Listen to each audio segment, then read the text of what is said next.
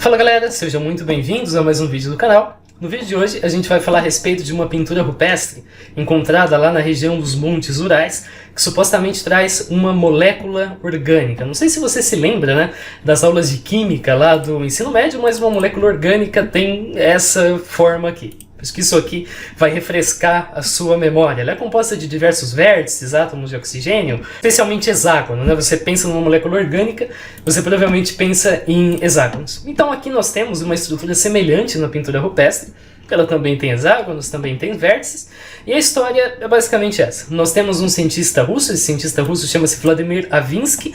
Ele é, conforme está descrito aqui, um físico atômico molecular e óptico que conduziu uma análise dessas pinturas e detectou uma incrível semelhança entre as pinturas de 5.000 anos e as fórmulas de algumas substâncias químicas avançadas. Aqui ele mostra pinturas em laranja, substâncias em branco. Então essa pintura seria um polietileno ou um PVC, essa pintura seria um poliestireno, essa pintura aqui seria um fluorocicleno e essa pintura aqui seria um antibiótico chamado gramicidina S.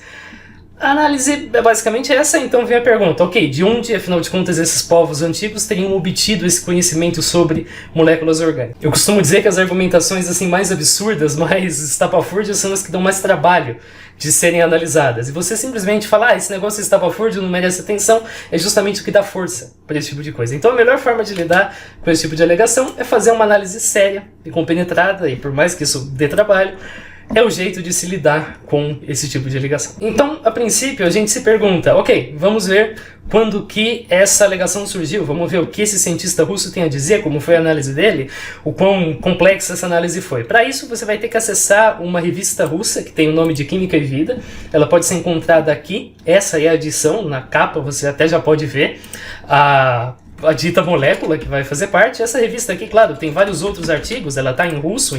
Você vai precisar então de um OCR e de um tradutor para poder ler o artigo, caso você queira. Isso eu já fiz separado, mas a questão é, você vai avançar, isso vai aparecer lá para a página 82. Então, avançando mais um pouco, o artigo em questão é esse aqui. O artigo então traz uma página de texto, uma das imagens aqui das pinturas rupestres, essa mesma comparação que a gente já conhece, exceto que ela está, claro, escrita em russo, mais texto, e dessa forma então o artigo termina. Já traduzido, o autor afirma que existem explicações convencionais, mas que ele acha justo que a gente fantasie sobre a possibilidade de que as pinturas mostram compostos orgânicos. Por quê? Porque ele pegou essas imagens, então ele pegou a imagem da pintura, copiou num papel e mostrou para pessoas da universidade. Algumas pessoas disseram que isso aqui parece decoração, parece caractere. Algumas pessoas, especialmente biólogos, disseram isso aqui parecem estruturas celulares que você vê no microscópio.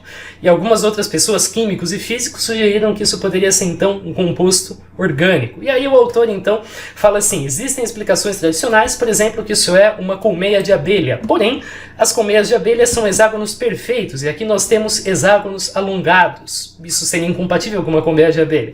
Aqui a gente já tem a primeira falha de argumentação, porque essa falha de argumentação usa 2 pesos e 2 medidas. Ela ignora que as moléculas orgânicas geralmente são representadas por hexágonos perfeitos e não alongados, da mesma forma que uma colmeia de abelha tradicional, digamos assim. É claro que existem situações nas quais a representação do composto orgânico envolve aí um hexágono deformado em alguma medida, e existem também situações nas quais uma colmeia de abelha, isso é até mais comum, apresenta um hexágono que não é perfeito. Claro que nessas fotos de stock photo, que chama, né, nessas fotografias para vender, você vai ter os hexágonos perfeitinhos, mas é claro que na vida real nem sempre é assim. Então ele está usando 2 pesos e 2 medidas aqui, tá?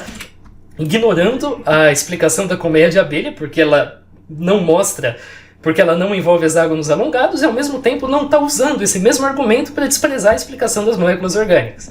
Ele de novo fala que não tem nenhuma abelha nas proximidades da pintura rupestre, não tem nenhum desenho de abelha, então portanto não deve ser uma colmeia de abelha. Pois é, não tem nenhum desenho identificável de abelha, só que também não tem nenhum desenho de química, tá? Não tem cálculo, não tem nenhum objeto de laboratório.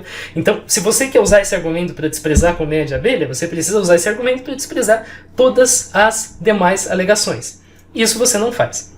Então a gente não tem, claro, nada além desse argumento. A gente tem essa correspondência e ele então sugere que haja uma hipótese ousada de que os símbolos sejam moléculas orgânicas que os povos neolíticos de alguma forma conheciam. E aí as versões mais novas sugerem então que isso teria vindo de civilizações interestelares avançadas que teriam apresentado esse conhecimento.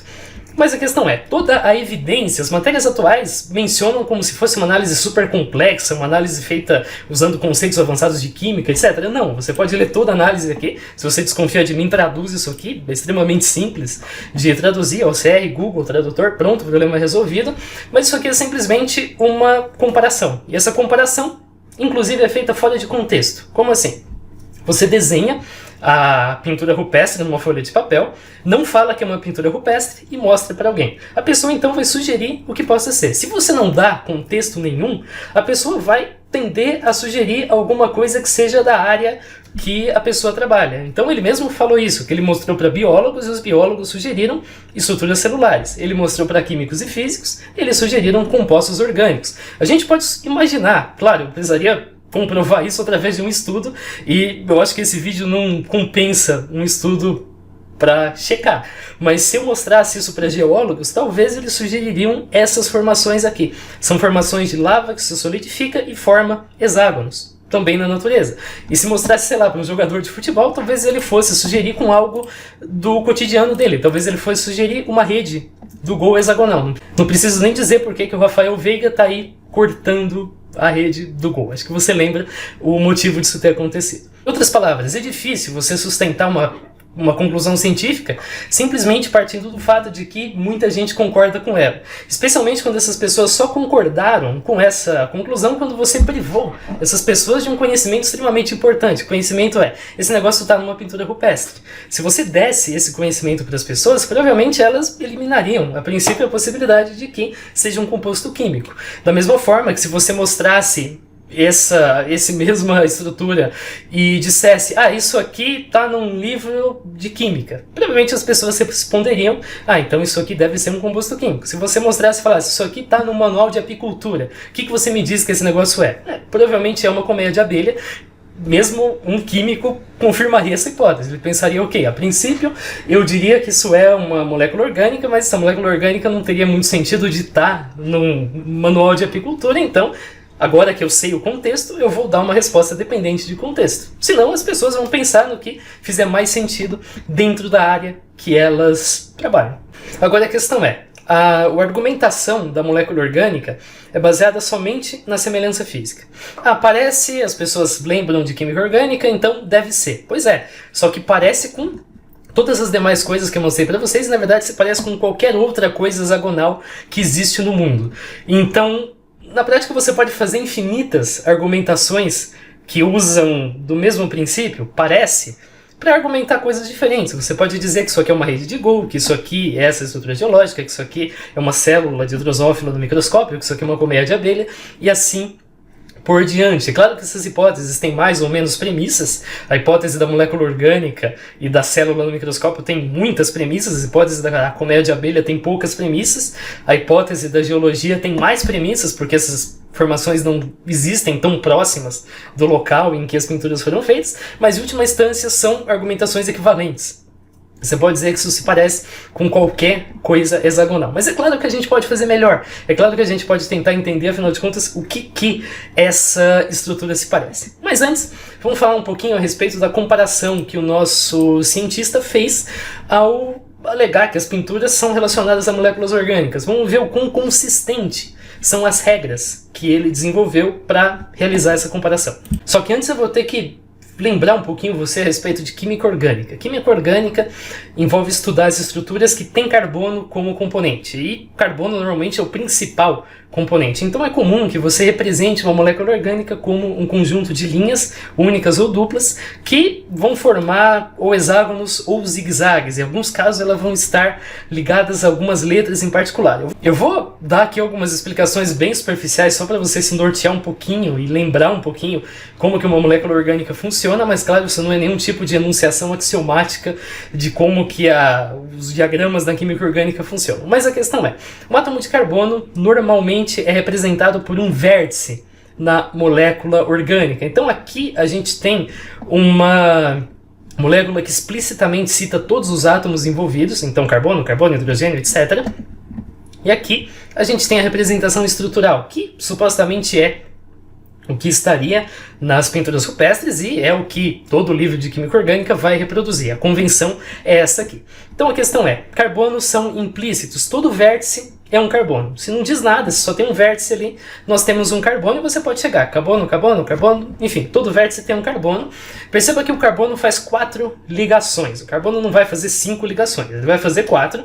Agora a questão é que nem sempre as conexões entre os vértices somam 4. Perceba que aqui a gente tem 1, 2, 3. Ah, mas e a quarta ligação? A quarta, ela é suprida por hidrogênio. Isso é óbvio que vai acontecer, portanto o hidrogênio fica implícito. Então tem um hidrogênio aqui, mas a gente não escreve que tem um hidrogênio aqui porque isso fica implícito. Ok, tem um carbono aqui, ele já fez 3 ligações, a quarta ligação é do hidrogênio. O mesmo vale aqui, o mesmo vale aqui embaixo. Em algumas situações nós temos átomos que não são carbono nem hidrogênio, nesses casos eles são indicados pelo símbolo, então aqui a gente tem um nitrogênio mais carbono, aqui a gente tem um oxigênio e aqui a gente tem um oxigênio também. Cada um desses átomos também faz um certo número de ligações. Nas situações em que o hidrogênio supre essa ligação, então você de fato coloca o hidrogênio. Não é óbvio que é um hidrogênio aqui, então você simplesmente escreve que você tem um hidrogênio aqui.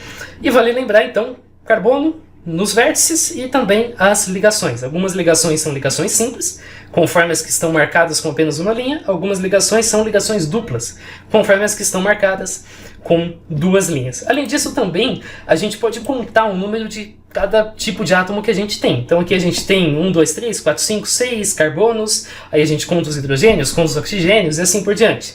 Isso vai dar uma fórmula nesse tipo aqui, por exemplo, não é a mesma fórmula, tá? Não é a fórmula desse composto aqui. Mas, por exemplo, C12H10O2. Isso aqui não diz muita coisa sobre a molécula, porque isso aqui não diz sobre a estrutura da molécula. Justamente por essa razão, a gente pode ter moléculas diferentes que têm as mesmas quantidades de cada átomo. Então essas duas aqui são C12H10O2, mas elas são moléculas diferentes, têm propriedades diferentes e assim por diante. Então agora, claro, a gente pode analisar as coisas que o Avinsky afirmou. Para isso eu vou deixar aberto aqui em segundo plano as comparações dele, mas a gente ainda tem uma boa análise que eu fiz lá embaixo. Então a primeira delas ocorre nesses 2 elementos aqui. O primeiro deles, o elemento que está mostrado aqui, é o polietileno. Polietileno é um polímero e um polímero é composto então por uma repetição de uma certa cadeia. No caso do polietileno, a cadeia é isso aqui, é um carbono e 2 hidrogênios. Bastante simples, um carbono, 2 hidrogênios, isso aqui se repete claro que não é ad infinitum, porque você não tem uma porção infinita de polietileno, mas se repete em grande extensão. O que interessa para análise, claro, é simplesmente um pequeno segmento. No caso do PVC, a estrutura de repetição é um pouco mais complicada, mas ela envolve um carbono ligado a 2 hidrogênios, além de um carbono ligado a 1 hidrogênio e um átomo de cloro. Então ele faz essa comparação aqui. Vamos assumir por um momento que isso aqui é uma molécula de polietileno. Então, cada vértice, cada núcleo aqui seria um carbono, beleza? E cada forquilha aqui em cima seriam 2 hidrogênios, certo? É isso que ele faz aqui. Ou então, no caso do da molécula de PVC, nós teríamos então um átomo de cloro, um hidrogênio e um cloro em cada uma dessas forquilhas e um carbono aqui embaixo. Beleza, só que você tem, claro, que assumir que isso aqui não mostra uma molécula orgânica nessa representação aqui, com hidrogênios implícitos, não. O hidrogênio está explícito, na verdade, isso mostra uma estrutura molecular, na qual, como eu disse, o hidrogênio fica explícito e que essa estrutura traz átomos de hidrogênio na posição errada, né? Porque você tem, conforme a molécula 3D mostra, um hidrogênio aqui e um outro hidrogênio lá embaixo. Você tem um certo ângulo, você não tem eles formando aqui uma forquilha conforme está indicado. Mas ok, vamos então aceitar que essas são as nossas regras para a gente identificar os compostos orgânicos. Vamos para a próxima associação que ele faz. Vamos verificar qual que é a próxima argumentação. Então, ele associa essa molécula aqui como molécula de poliestireno atático. A unidade de repetição é um carbono ligado a 2 hidrogênios e um carbono ligado a um anel aromático. Que diabos é um anel aromático? O anel aromático é esse hexágono que vocês estão vendo aqui com algumas duplas ligações conforme está indicado. Eu falei que é um poliestireno atático e ele informa aqui que é de fato um poliestireno atático, mas eu vou ser um pouco mais liberal. Eu vou dizer que pode ser qualquer poliestireno, porque a diferença está na posição do anel aromático. Se você tem um isotático, então os anéis aromáticos estão de um único lado. Se você tem um sindiotático, então eles estão alternando. E se você tem um atático, então eles não têm um padrão propriamente. Eu vou assumir que pode ser qualquer um desses três aqui tipos de poliestireno. Então vamos tentar mais uma vez chegar nessa conclusão. Para isso, você vai ter que assumir que cada ponto em azul corresponde a 2 hidrogênios, tá? Porque você ainda tem 2 hidrogênios. Mas espera aí, a forquilha não era 2 hidrogênios? Agora então 2 hidrogênios é uma ponta só. Você não precisa mais de uma forquilha. Então nós temos duas formas de representar 2 hidrogênios, uma forquilha e nenhuma forquilha, conforme está indicado aqui. Além disso, também, claro, a gente tem o carbono no núcleo, isso não muda. Então isso aqui seria um anel aromático. Ok, a gente pode aceitar isso. Mas espera aí, nós temos, né, o anel aromático e nós temos o hidrogênio do outro lado. Está faltando um hidrogênio que deveria aparecer aqui. Então com isso você está modificando as suas regras do jogo. A forquilha deixou de ter o significado que a gente já conhece, passamos a ter mais um significado para 2 hidrogênios, e além disso você está mais uma vez assumindo erros, você está assumindo que coisas estão faltando na sua molécula e tá tudo bem. Basicamente isso que você está fazendo. Aqui a gente tem, claro, a estrutura tridimensional do poliestireno. Aí depois a gente tem um grande símbolo, né? Esse símbolo aqui que seria uma molécula de fluorocicleno. Essa afirmação aqui requer uma abordagem mista, então requer que você assuma que alguns desses vértices são hidrogênios e ao mesmo tempo a falta desses vértices também é hidrogênio. Então tem alguns hidrogênios que por alguma razão estão explícitos e tem outros hidrogênios que por alguma razão estão implícitos, arbitrariamente, tá? Se aparece ou não aparece, é tudo a mesma coisa. É isso que essa argumentação requer que você faça. Na química orgânica, tradicionalmente, se você tem um anel aromático e você puxa sei lá, um pino de granada, você puxa uma linha desse anel aromático, então ali você está colocando o quê? Um carbono. Você está colocando um carbono naquela posição. Você não vai puxar uma linha para representar hidrogênio. Mas aqui ele quer que você faça isso. Aqui ele quer, então, que você assuma essas duas coisas. Mais uma vez, aqui requer, claro, que você mude a definição de anel aromático. O anel aromático até agora era essa coisinha aqui. Agora, então, o anel aromático é propriamente um hexágono.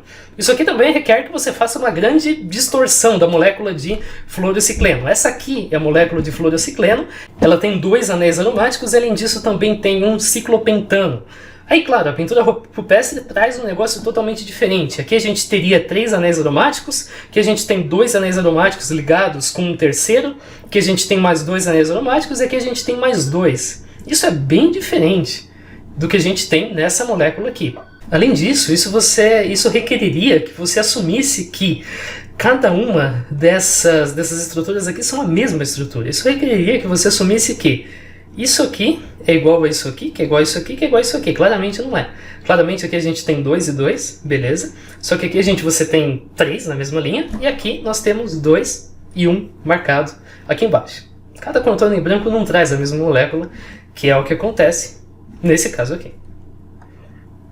E ele também, então, sugere que os agrupamentos de anéis aromáticos poderiam ser outras moléculas. Então ele mostra que isso aqui poderia ser um antraceno, isso aqui poderia ser um fenantreno, isso aqui poderia ser um criseno. De fato, ele encontra moléculas aqui que têm a mesma estrutura em termos de anéis aromáticos, porque o criseno tem essa formação aqui, e a formação desse conjunto aqui é diferente. Esse conjunto aqui mostra 2 anéis, mais 2 anéis, e eles ligados dessa forma. Aqui nós temos apenas uma única ligação entre os dois conjuntos de 2 anéis aromáticos, e também, claro, ele sugere, eu imaginaria que o fluorocicleno é uma junção de antraceno, fenantreno e criseno, só que isso também não faz sentido.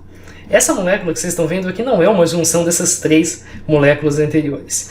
Aliás, se você assume que o criseno tem essa estrutura aqui, desse jeito, você inclusive muda a fórmula do criseno. A fórmula do criseno, desse jeito aqui, ele deixa de ter a quantidade de átomos original e passa a ter uma outra quantidade, portanto está errado.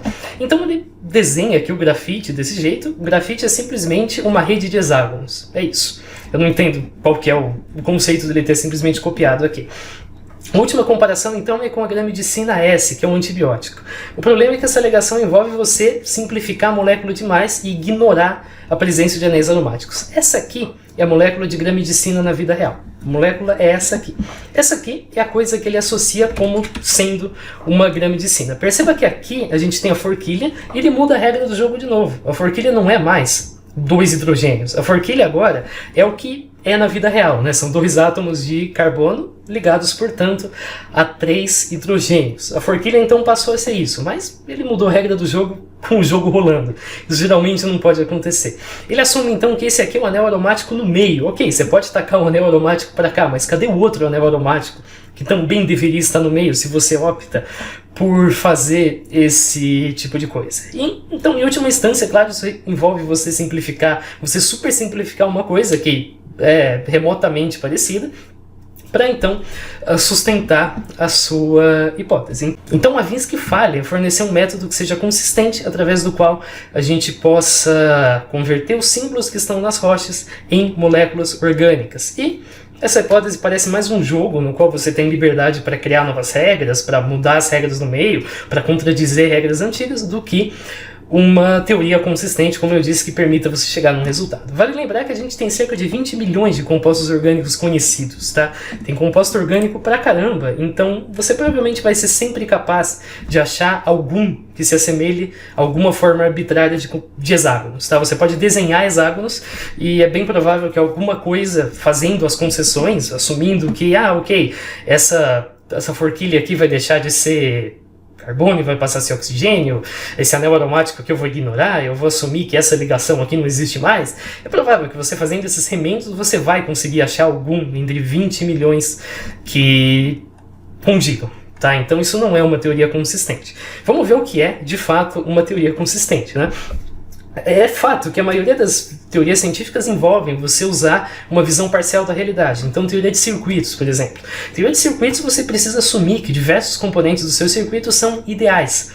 Com isso, então, você consegue prever como os elementos do seu circuito vão se comportar. E, ao mesmo tempo, você também sabe que se você medir a corrente na vida real, então você calcula a corrente pela teoria de circuitos, deu tanto. Se você medir na vida real usando o amperímetro, você vai chegar num valor ligeiramente diferente. A teoria também cobre isso, a teoria também explica por que isso acontece, também explica como você pode prever essa diferença. Então uma hipótese que dependa de uma visão parcial da realidade, a princípio não é problemática. Ela se torna problemática quando ela não traz aparatos que te permitem aplicá-la numa visão mais completa. Então, nesse caso, ela falha, porque se você tem o direito de fechar o olho para parte da realidade, você conclui o que você quiser. Tá? O Palmeiras tem 3 mundiais. Então, ok, eu posso ignorar o jogo contra o Tigres e o jogo contra o Chelsea e o Palmeiras tem 3 mundiais. Fim de papo. Você não pode fazer isso na vida real. Uma teoria, ok, ela pode funcionar e pode ser mais fácil de ser entendida numa parte restrita do mundo, mas ela tem que ser possível de ser expandida e a gente tem que entender o que muda e o que não muda. Então vamos lá, o que a gente está falando quando a gente fala pintura rupestre nos Montes Urais? A gente está se referindo a um conjunto bem grande de pinturas. Aqui eu cataloguei as que eu encontrei, eu me baseei a partir desse livro aqui. Esse livro está em russo, mais uma vez, foi um trabalho de tradução. Ele traz aqui um mapa bem superficial, traz uma lista, e ele traz desenhos de cada uma das pinturas. É sempre bem melhor você se basear em desenhos para ver essas coisas do que em foto, porque foto é desbotado, foto tem o problema do ângulo, da iluminação. Desenho não, desenho ele traz exatamente o que você precisa. E aí eu fui deduzindo os locais que estão marcados com pino são locais exatos. Em cada um deles a gente tem também um desenho do que tem no local. Você pode clicar aqui em maior resolução para ver a reprodução de cada uma dessas pedras. E os que estão em círculos são lugares que eu estimei, tá? Então são lugares que eu vi assim, uma descrição que dizia, tá 5 quilômetros de tal lugar. E aí eu mais ou menos descobri onde estaria a pedra, mas eu não achei nenhum pino, não achei nenhuma localização que diga exatamente o local em que a pedra está. Mas de qualquer jeito eu recomendo que você brinque aqui à vontade, veja as fotos, entenda o que tem em cada uma das pinturas rupestres, onde tem hexágono, onde não tem, para você entender o contexto delas. Mas eu vou trazer para vocês então um resumo do que a gente entende das pinturas, do que a gente sabe sobre as pinturas e assim por diante. Aqui também eu fiz um PDF que tem todas as pinturas, os nomes, tanto em russo quanto a minha tradução em português. Você pode ler também sobre quais tipos de artefatos arqueológicos foram encontrados em alguns locais. Em alguns locais que tem sítios arqueológicos, eu também escrevi a respeito de quais artefatos tem. Então, eu facilitei bastante o seu trabalho, caso você queira entender e estudar mais a respeito das pinturas rupestres nos Montes Urais.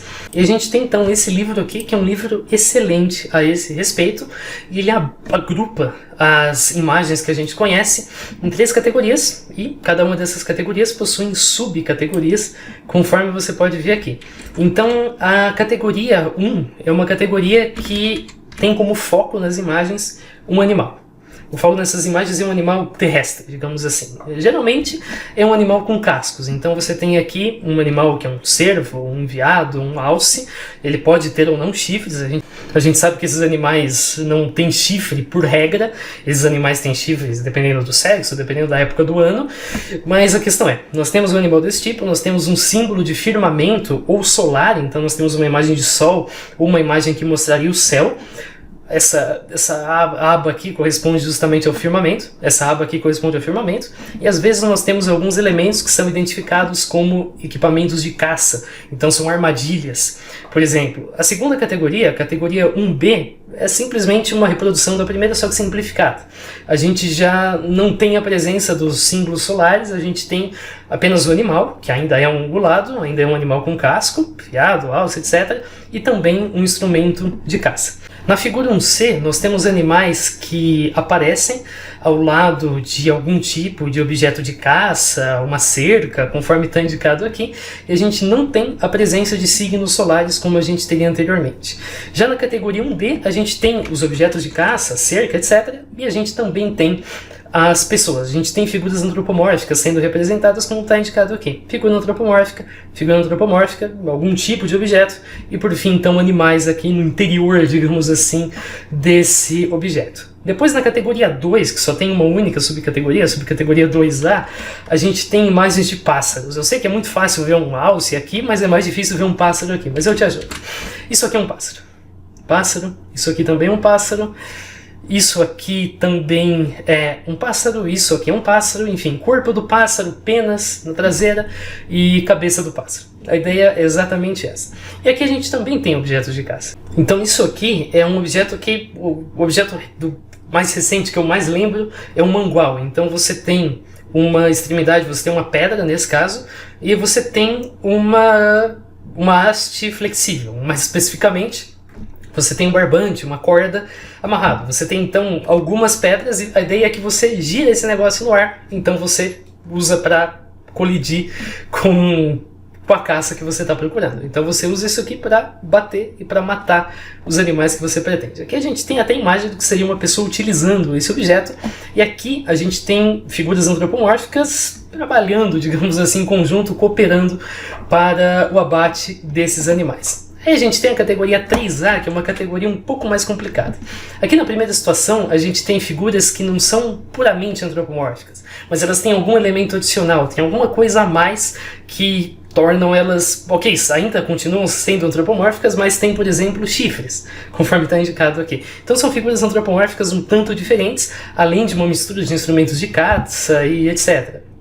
Em alguns casos até animais. E por fim, na última categoria, nós temos um emaranhado ainda mais complicado. Você tem, claro, animais, mas você tem uma rede muito mais intrincada de outros símbolos no meio dessas figuras antropomórficas. A questão é que a gente conclui, então, dessa forma, que as estruturas hexagonais, assim como algumas outras com aparências semelhantes, como elas aparecem associadas com elementos de caça, então elas provavelmente são justamente isso. São armadilhas, são redes, são coisas que você confecciona para ajudar na caça. Nesse momento a gente ainda tem uma sociedade que depende da caça e a gente tem uma sociedade que pratica a caça coletiva, então que as pessoas cooperam para caçar uma presa para poder então alimentar toda a tribo. A gente, claro, então conclui que esse povo tinha um estilo de vida caçador-coletor.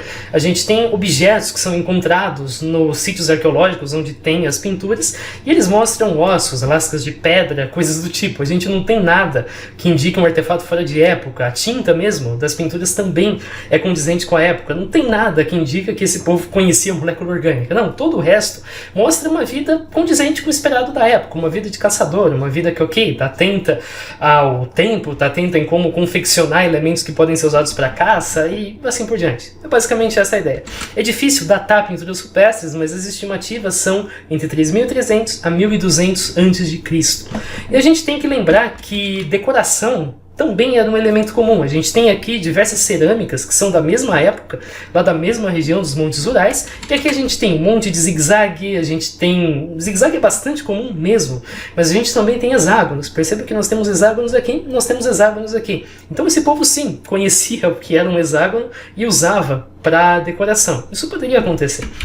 Então a conclusão baseada em contexto é que essas imagens mostram objetos e armadilhas associadas à caça e não moléculas orgânicas, para as quais a gente não encontra nenhuma outra evidência de contexto. Aqui eu fiz um compilado das imagens de moléculas orgânicas, entre aspas, que aparecem nas pinturas rupestres conforme está indicado aqui. Você pode inclusive usar todos os elementos que eu já contei para você achar correspondências. Então, opa, nós temos um pássaro aqui, nós temos mais uma vez um artefato hexagonal. Apesar desse artefato usar hexágono, ele já é mais difícil de ser associado com uma molécula orgânica propriamente. Aqui a gente tem mais uma vez um zigue-zague, outro zigue-zague aparece aqui. Aqui nós temos a dita molécula que eu mostrei para vocês anteriormente, de poliestireno. Aqui nós temos então basicamente um agregado de hexágonos formado uma espécie de pirâmide, conforme está indicado. Mais artefatos estão aqui. Isso aqui a gente mais uma vez consideraria como uma árvore. Esse elemento aqui é geralmente identificado como árvore. Aqui nós temos pássaros.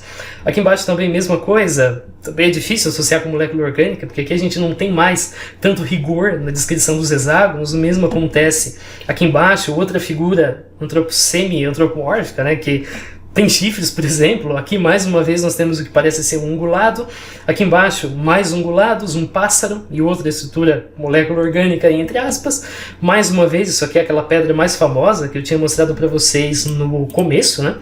Corresponde a essa pedra aqui, ela é chamada Pedra de Dois Olhos. Aqui a gente tem mais uma vez a presença de hexágonos associados aqui. Nós temos a imagem de um ungulado e a imagem de um pássaro. Mais uma vez aqui a imagem do que parece ser, claro, outro animal. Mais uma vez um animal aparecendo aqui do lado do hexágono, e mais uma vez aqui entra naquela última categoria de figuras que são antropomórficas, mas ao mesmo tempo não são completamente.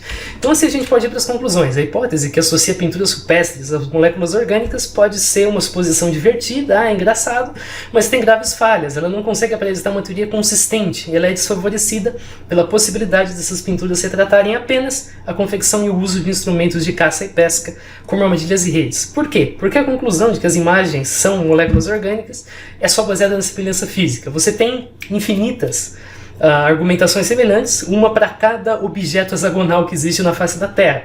E além disso, isso demonstra, é claro, que você precisa ignorar o contexto para chegar nessa conclusão. Isso normalmente não é bom. O autor faz uma correspondência que é baseada num conjunto de premissas diferentes para cada caso. E essas premissas são contraditórias, geralmente. Então isso é mais um jogo que muda de regra toda hora do que uma teoria consistente. E uma análise atrelada, então, revela que essas estruturas são provavelmente estruturas de caça, que frequentemente aparecem atreladas às figuras de animais e às figuras de pessoas caçando esses animais. Uma última coisa, se você quer ver elementos hexagonais em arte antiga, você não precisa necessariamente recorrer aos Montes Urais. A Ilha do Campeche tem isso. A Ilha do Campeche tem um exemplo de arte na rocha que traz uma malha hexagonal. Na Ilha do Campeche também tem coati, tá? E os caras dizem para você não fazer carinho no coati. Eu sei que você deve estar pensando que tipo de psicopata mostra um coati e diz para não fazer carinho no coati depois, mas é verdade, não façam carinho no coati se você for lá. Eu fiz carinho no coati, mas não é uma boa ideia você fazer carinho no coati. Então esse foi o vídeo, valeu para você que assistiu. Não façam carinho no coati na Ilha do Campeche, em breve a gente se vê. Falou!